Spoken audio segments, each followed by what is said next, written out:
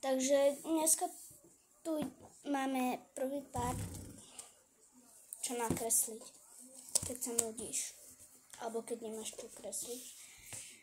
Takže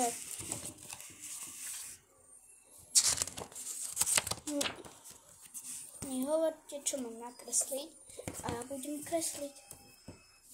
Takže ja si vymyslím. Už tu mám pár. Chlieb, srdce.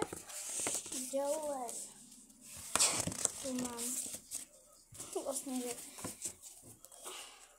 obed a pes nejaký. Ďalej tu mám pavúk a ešte toto si dokončím. To vidíte v ďalšom diele. A tuto máme krásne SpongeBob, Patrik a roztomilý zajačík. Takže povedzte mi, čo mám nakresliť a ja vám to nakreslím. Tak zatím, čau.